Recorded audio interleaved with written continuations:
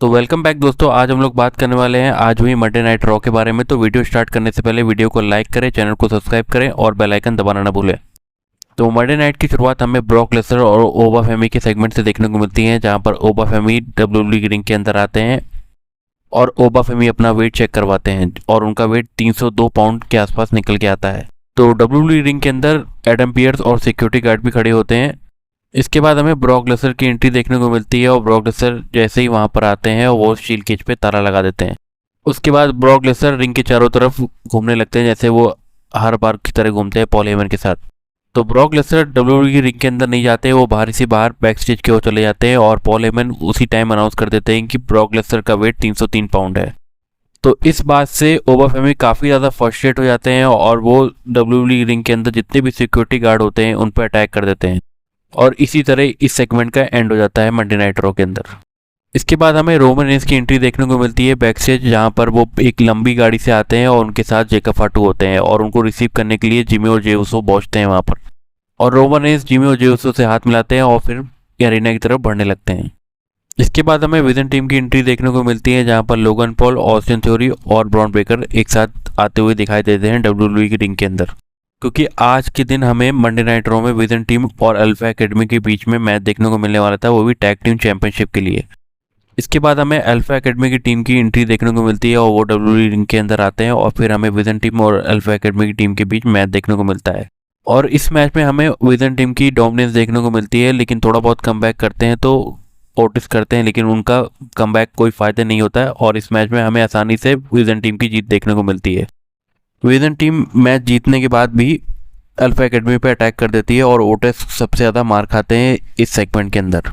इसके बाद हमें कॉमर्शियल ब्रेक देखने को मिलता है, जहाँ पर एलए नाइट अपना बैक स्टेज इंटरव्यू दे रहे होते हैं और वो काफ़ी ज़्यादा ब्लड लाइन के बारे में बुरा भला बोलते हैं। और इसके बाद हमें ईथन पेज का भी बैक स्टेज इंटरव्यू देखने को मिलता है, वो भी कमर्शियल ब्रेक के अंदर, और वो अपने मैच के बारे में बात कर रहे होते हैं, जो कि आज उनका मैच होना है री मिस्टीरियो के साथ। इसके बाद हमें रूसेव और जीवॉन एवन का 1-on-1 मैच देखने को मिलता है और इस मैच में हमें काफ़ी धमाकेदार मूव्स देखने को मिलते हैं रूसेव की तरफ से और जीवॉन एवन की तरफ से, लेकिन इस मैच में हमें रूसेव की हार देखने को मिलती है और इस मैच में आसानी से जीवॉन एवन रूसेव को पिन करके जीत जाते हैं, वो भी बिना किसी इंटरफेरेंस के। इसके बाद फिर से हमें कमर्शियल ब्रेक देखने को मिलता है, जहां पर पूरी विजन टीम आके इंटरव्यू दे रही होती है कमर्शियल ब्रेक के दौरान और वो इस सेगमेंट पे बात कर रहे होते हैं कि आज उन्होंने अल्फा एकेडमी को पूरी तरह से खत्म कर दिया। और ऑस्टिन थ्योरी पूरे लॉकर रूम को धमकी देते हैं कि कोई भी विजन टीम से पंगा लेगा तो उसका यही हाल होगा। इसके बाद हमें जो हेनरी और तलविंदर का कॉन्सर्ट देखने को मिलता है, जहाँ पर तलविंदर के 2-3 छोटे दोस्त आते हैं और वहाँ पर डांस होना शुरू हो जाता है, लेकिन तभी हमें वहाँ पर जजमेंट डे की एंट्री देखने को मिलती है और वो पूरा कॉन्सर्ट आके बिगाड़ देते हैं और वहाँ से जो हेनरी और तलविंदर को वहाँ से भागना पड़ता है। इसके बाद हमें री मिस्टीरियो और ईथन पेज का मैच देखने को मिलता है और इस मैच में हमें काफ़ी ज़्यादा हाई फ्लाइंग मूव देखने को मिलते हैं री मिस्टीरियो की तरफ से, लेकिन इस मैच में हमें एक छोटा सा ट्विस्ट देखने को मिलता है। री मिस्टीरियो जैसे ही 619 लगाने वाले होते हैं तभी वहाँ पर ईथन पेज डब्ल्यूडब्ल्यूई रिंग के किनारे जो पर्दे लगे होते हैं उसका सपोर्ट ले लेते हैं, जिससे 619 री मिस्टीरियो को नहीं लग पाता है और ईथन पेज इस बात का फायदा उठा के री मिस्टीरियो को पिन कर देते हैं और इस मैच में जीत हासिल कर लेते हैं।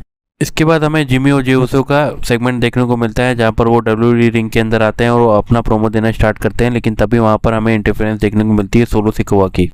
सोलो सिकोआ अपना प्रोमो देते देते डब्ल्यूडब्ल्यूई रिंग के अंदर आते हैं, फिर वहां पर ब्रॉल होना स्टार्ट हो जाती है और उस ब्रॉल में हमें एलए नाइट भी शामिल होते हुए दिखते हैं। तो पूरी की पूरी ब्लड लाइन सोलो सिकोआ और एलए नाइट पे भारी पड़ी रही होती है, तभी वहाँ पर हमें एंट्री देखने को मिलती है पावर हाउस की। इसके बाद हमें 3-on-3 सिचुएशन देखने को मिलती है और इस ब्रॉल में हमें एलए नाइट की टीम का अपर हैंड देखने को मिलता है। अब हमें इन तीनों का टैग टीम मैच देखने को मिलने वाला है, वो भी समर स्लैम में। इसके बाद हमें वुमेन्स इंटर कॉन्टिनेंटल चैंपियनशिप का मैच देखने को मिलता है सोलोका और रैकेल के बीच में, और ये आज की मंडे नाइट रॉ का सबसे बेहतरीन मैच था और इस मैच में हमें काफ़ी ज़्यादा इंटरफेरेंस देखने को मिलती है लिम मॉर्गन की तरफ से, फिर उनको संभालने के लिए ईव स्काई आती हैं, फिर भी इस मैच की जो विनर होती हैं वो रैकेल होती हैं। तो अब हमारी जो नई इंटर कॉन्टिनेंटल वुमेन चैंपियन है वो रैकेल हैं।